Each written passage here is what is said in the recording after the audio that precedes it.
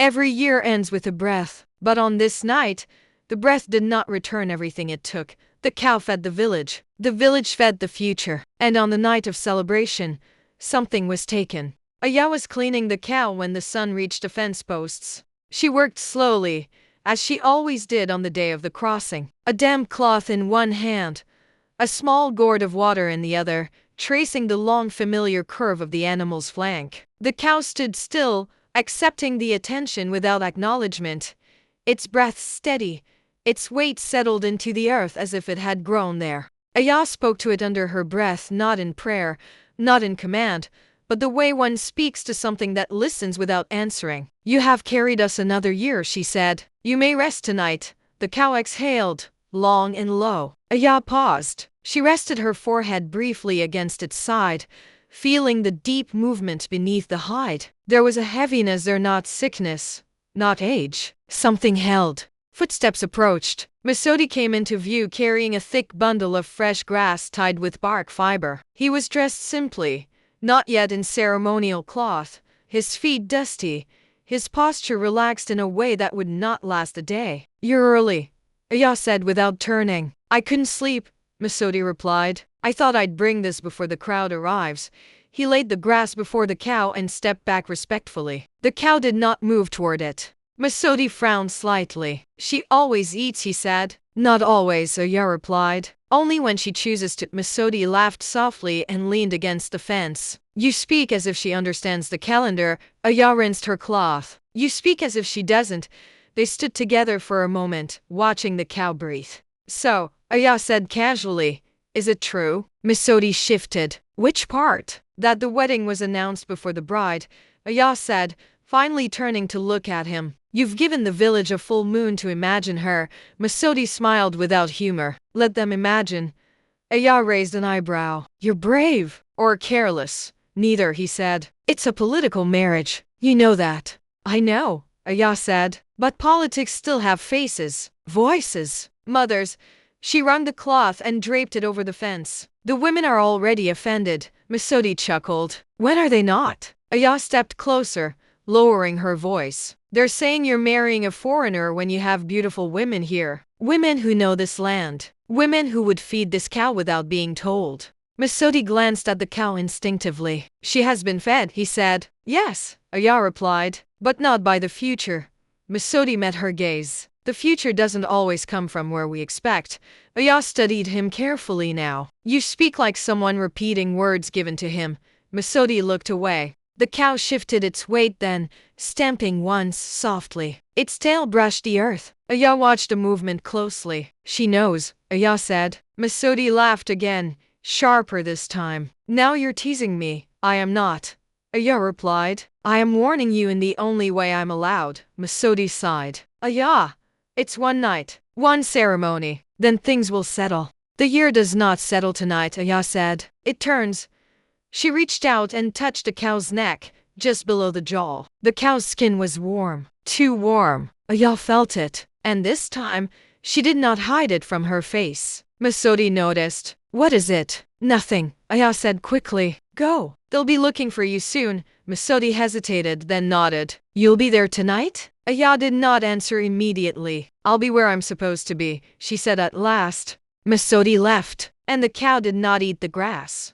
As the sun climbed higher, villagers began to arrive, carrying offerings, laughter, expectation. The air thickened with the weight of an ending. Aya remained with the cow. She placed her hand once more against its side and felt the breath again, deep, deliberate, as if the animal were preparing to give something up. "The night of the long breath is coming," Aya whispered. The cow blinked, and for the first time in all the years Aya had known it, the cow turned its head away from the people and faced the open sky. Aya left the cow before the sun reached its highest point. She did not like leaving it on the day of the crossing, but the training ground was already alive with sound, and the women would notice her absence. They always did. The ground lay just beyond the huts, open and wide, trampled smooth by years of feet learning the same movements again and again. Drums rested on their sides, warming in the sun, while voices rose and fell in long, practiced songs, old melodies bent slightly by new throats. The women danced, They wore ceremonial cloth meant for celebration, not modesty. Brightly colored wraps crossed their chests and tied firmly at the hips, leaving skin bare where movement needed freedom. Beads caught the light at necks, at waists, at ankles, each step setting them whispering against brown and chocolate skin. Their bodies were trained for rhythm. Flat bellies tightened and released with breath. Hips rolled in slow, deliberate arcs. Thighs strong and sure carried them across the dust as if the earth had shaped them personally for this night. Faces were marked lightly, lines at the cheekbones, dots near the eyes, traditional patterns meant to enhance, not disguise. Their beauty was not subtle, it was intentional. They were dressing to be seen, to be remembered, to remind the men what life promised when cycles turned correctly. Aya stood at the edge of the ground, arms folded, watching. She knew these dances. She had learned them once. But watching them now, she felt the distance between preparation and fate. These women were ready for celebration. The land, she suspected, was not. A laugh broke from the dancers as one missed a step. Another corrected her, hands firm on her shoulders, guiding the movement back into rhythm. Again, someone called. They began anew. Aya sensed them before she saw them. Misodi and Maniki approached along the path that led back into the village, their figures distinct even from a distance. Misodi walked as one carrying responsibility he could not put down. Maniki moved more lightly, his posture relaxed, his gaze wandering, not lost, but observant. They stopped when they saw Aya. "Well," Aya said, turning with a half smile, "if this is not coincidence walking on two sets of feet," Misodi smiled. "We were just passing. You always are," Aya replied. Her eyes flicked to the man beside him. "And who is this?" Misodi hesitated only a moment. "A friend, Maniki." Maniki inclined his head politely. His eyes lingered on Aya a second longer than necessary, not hungry, not curious. "Measuring." "A friend," Aya repeated. "On the day of the crossing." She glanced between them. Is the bride also a friend?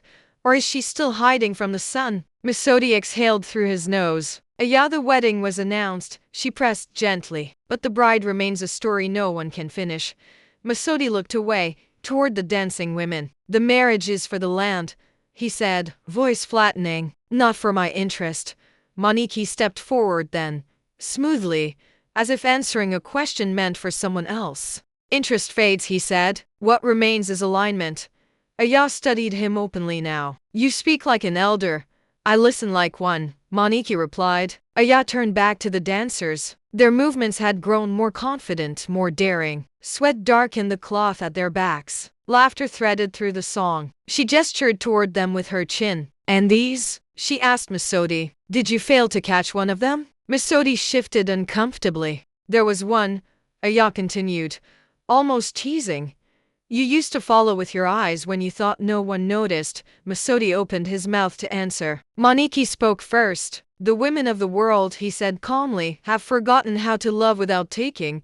The words fell heavier than their softness suggested. Aya's head snapped back toward him. "And you remember?" Maniki smiled faintly. "Some things are remembered by those who carry weight." Aya felt something tighten behind her ribs. Maniki's gaze drifted, briefly, past her toward the village center, toward where the cow stood unseen but not unfelt. "There are beings," he added, almost thoughtfully, "who hold balance for generations without being thanked. When they are emptied, everyone notices too late." Misodi shifted, unsettled. "We should go." "Yes," Aya said quietly. "You should." Misodi nodded once, apology flickering across his face, and turned away with Maniki. They walked on without looking back. Aya remained where she was. The drums resumed their rhythm. The dancers laughed again. The world continued preparing for celebration. Aya watched Misodi disappear down the path. Questions pressed at her mind, too many, arriving at once, but she pushed them aside. The day of the crossing did not reward suspicion without proof. Still, when she finally turned back toward the village, she found herself walking faster than before. Toward the cow. The air had changed, not cooled, tightened, as if the land were holding itself differently now that the sun had begun its descent. She went straight to the cow. She always did. But she stopped short. Someone else was there. An elder's nephew, young, eager, dressed already in ceremonial cloth, stood at the cow's rear, a bowl of ash water at his feet. His movements were hurried, respectful in posture but careless in rhythm. He wiped where Aya always lingered. He spoke nothing. Aya felt heat rise in her chest. "Who sent you?" she asked. The boy startled. "Elder Kina," he said quickly. "He said the cow must be finished before the drums call." Aya stepped closer. "Finished is not the word." The boy hesitated. "I was told it was simple." Aya looked at the cow. Its tail hung lower than it should have. Heavy, almost dragging. When the boy reached for it, the cow stamped once hard enough to jolt the ground. Gasps rippled from a few onlookers. "It has never done that," someone murmured. The boy withdrew his hand, embarrassed. Aya stepped forward and placed her palm firmly against the cow's flank. The breathing beneath her hand was deep, deliberate but strained, like something being held back by force. "She is not ready," Aya said. An elder approached, impatience thinly veiled. "The sun is moving. The ceremony waits for no one." "The cow does not wait either," Aya replied. The elder frowned. "It has stood for generations. It will stand one more hour." Aya looked at him then. "Truly, this night is not another hour," she said. "It is a crossing." The elder waved her concern aside. "Mark it and move on." Aya did not move. The cow exhaled, longer than before. Several people felt it not with their ears, but in their chests. The cow kicked, not wildly, not in panic. One clean, deliberate strike. The boy was lifted off his feet and thrown sideways into the dirt. The bowl shattered. Ash water darkened the ground like a bruise. Gasps broke from the small crowd that had gathered. Someone screamed. The cow stamped once, hard, the sound dull and final. Aya rushed forward, kneeling beside the boy. He groaned, clutching his leg, breath sharp and uneven. "She has never," a woman whispered. "In all these years," another began. Fear spread quickly now, fast and thin. An elder pushed through. "Move back," he commanded, though his voice lacked its usual certainty. Aya rose slowly, her eyes never leaving the cow. "She warned him," Aya said. The elder frowned. "Cows do not warn." Aya turned to him. "This one does." Murmurs rose. The night of the long breath, bad signs, things end wrongly when silence. The elder snapped. "You will not stain this night with panic." But the damage was done. The cow's breathing had changed. Each exhale was long, heavy, audible now. People felt it in their chests, like pressure building before rain. Aya placed her hand against the cow's flank. The heat beneath the hide startled her. "She's carrying too much," Aya said quietly. The elder shook his head. "The ceremony cannot wait. This night is not meant to be hurried," Aya replied. "If it ends badly, it will not be because of fear, but because we refuse to listen." The elder looked at the fallen boy, then at the sky, where the sun hovered dangerously close to the horizon. "Finish the marking," he said, quickly. Aya did not move. Another man stepped forward instead. The cow did not kick again. That was worse. Aya stepped back. Behind her, someone whispered the words no one wanted spoken aloud. "When the long breath ends badly, it takes something with it." The drums began to sound. The sun touched the edge of the land, and the cow, white, ancient, burdened, stood unprotected by the one who knew her best. The boy was carried away before the dust had settled. No blood showed, but his leg hung wrong, and his breathing came in short, shallow pulls. His mother wailed once before an elder silenced her with a look. This was not the hour for grief. Grief could wait. The year could not. The crowd thinned, but the fear did not. It stayed, moving quietly from mouth to mouth, eye to eye. "The cow has never struck anyone, not on this night, when the long breath resists." Aya stood apart now, her hands empty. The cow did not look at her. Its great white body seemed larger in the failing light, its hide catching the last gold of the sun. Ash from the spilled bowl clung to its hooves. The tail hung still, heavy, as if weighted by something unseen. Aya took one step forward. An elder's hand stopped her. "That is enough for today," he said. Aya looked at him, then at the cow. "For today," she repeated. The drums called again, this time louder, sharper. Not rehearsal, not invitation. Command. People began moving toward the ceremonial ground. Fires were lit. Torches flared. The air filled with smoke, sweat, and anticipation sharpened by unease. Aya remained where she was until the cow exhaled once more. Long, deep. Then she turned away. Their beads flashed in firelight. their hips carved circles into the night. Men watched, some with hunger, some with relief. The world, it seemed, could still be convinced to behave as expected. Aya stood at the edge of the gathering. She searched the faces for Masodi. He appeared moments later, dressed now in full ceremonial cloth, his posture upright, his expression carefully composed. He looked like a man who had agreed to something he did not yet understand. Beside him walked Maniki. No announcement preceded him. He wore no ceremonial markings,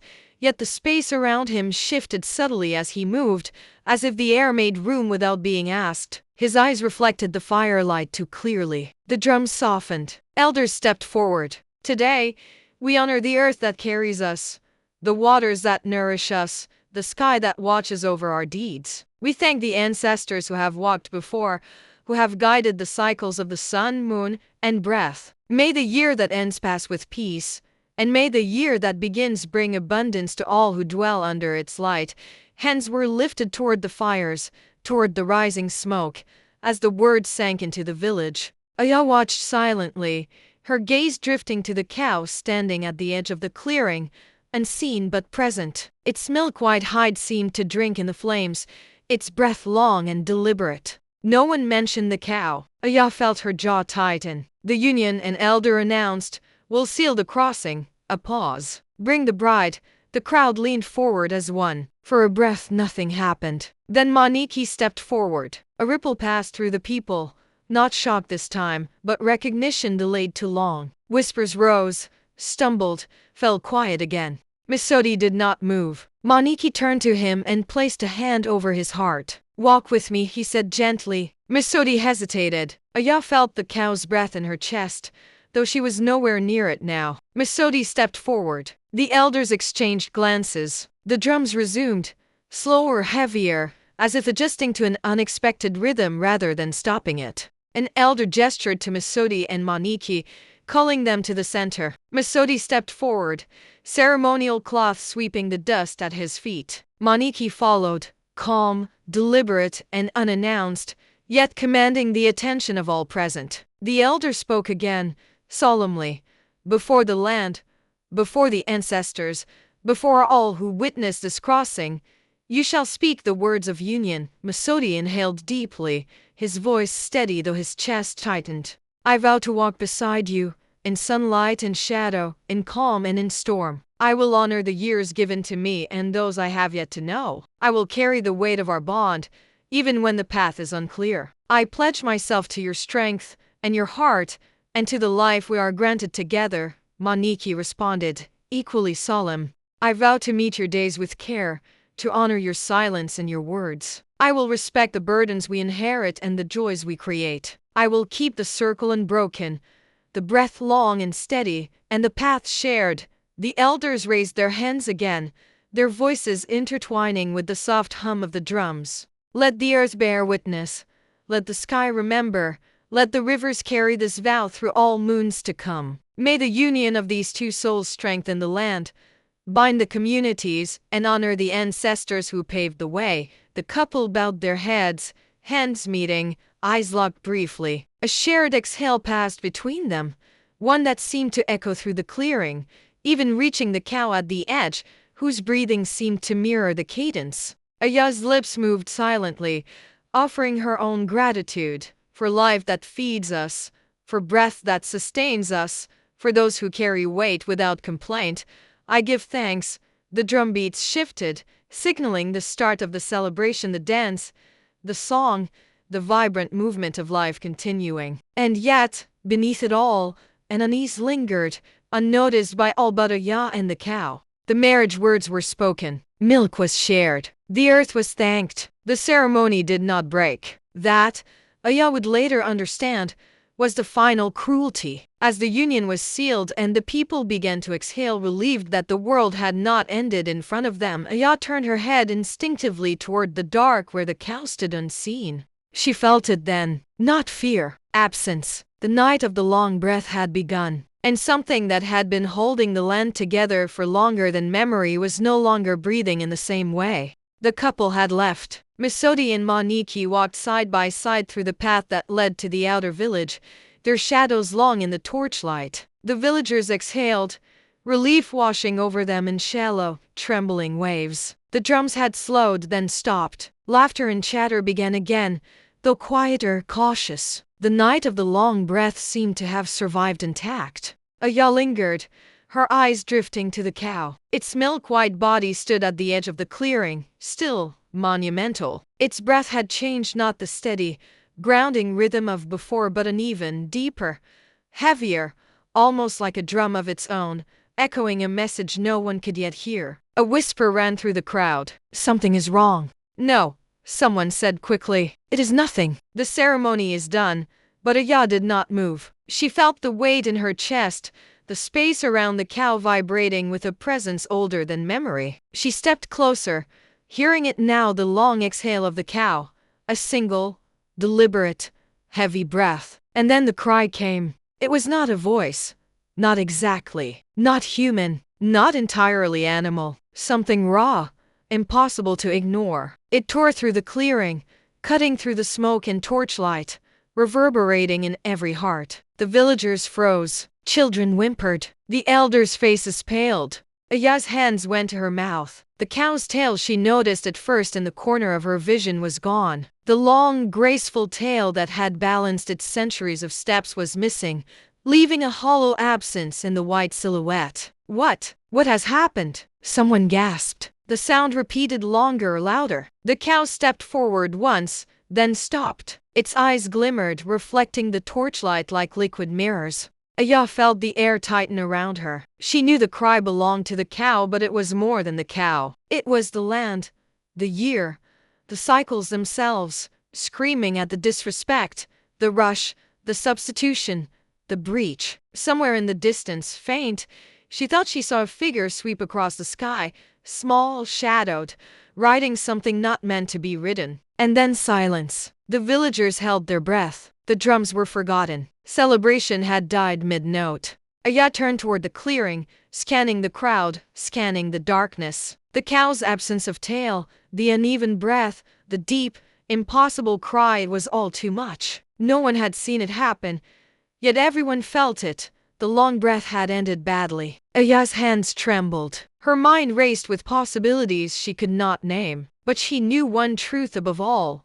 The land, the cow, the year, they were all witnesses to a crossing that had gone wrong. Somewhere, Masodi slept unaware. Somewhere, Moniki smiled, the secret of the breach in his hands. And somewhere, the cow, white, ancient, burdened, waited. The night had begun, and nothing would ever be the same. Dawn had not yet arrived when the first whispers reached the village square. "The cow!" A voice trembled. It's dead." Aya ran. Her feet kicked up dust, hard hammering. The clearing was empty. The cow, the white sentinel that had carried centuries of breath and balance, lay on its side. Its milk-white body, once radiant, now dulled beneath the first gray light of morning. The tail was gone. A hush fell, a deeper one than any ceremony had ever forced. The villagers gathered, eyes wide, mouths slack. Some wept, some fell to their knees, some stared at the sky as if hoping the breach might somehow be undone from above. Aya knelt beside the cow, hands trembling. She pressed lightly to its flank. Nothing. The life that had carried generations of cycles was gone. The air felt hollow, as if the earth itself had exhaled one final, impossible breath. Someone whispered, How could it die?" Aya closed her eyes. She remembered the kick, the uneven breathing, the long exhale in the night. And a cold truth settled over her heart. This was not natural. The whispers spread. "Masodi," a villager called. "Where is he?" Aya ran toward the chief's son. The hut was quiet, the door slightly ajar. She pushed it open. Inside, Masodi lay curled beneath his ceremonial cloth, pale and still, breathing shallow, trapped in a sleep deeper than any dream. No voice could wake him, no shaking, no pleading. He was gone to a place between worlds. Aya's stomach tightened. "Moniki," she whispered. Outside, the villagers murmured again. Someone had seen him, or what they believed to be him, fleeing on a broom, the cow's tail mounted on his back. The air of disbelief and fear rose, thick and suffocating. The village elders huddled, speaking in hushed tones. Some sought explanations, Some sought blame, but none could explain the impossible. The cow, the life that had carried centuries, was gone. The balance of the long breath had been broken. Aya looked around, faces pale, bodies tense, eyes wide with awe and terror. The truth was simple, yet horrifying. The sacred had been violated, and the cost had been paid. Her gaze drifted back to the cow. Its white body lay silent, the emptiness of the missing tail gaping like a wound in time itself. The cries from the night had been only a warning. Now, the silence was final. Aya's mind raced. The night of the long breath had ended badly. The ritual had failed. Misodi's union had been forced. The land had been disrespected, and the protector, the cow, had perished carrying a weight no one else could bear. Somewhere, beyond the village, Maniki's laughter, or was it a whisper, carried on the wind. Aya shivered. She realized the crossing had truly begun, but not as anyone had hoped. And in the quiet, only one thing was certain. The year had shifted, the cycle had broken, and nothing would ever be the same.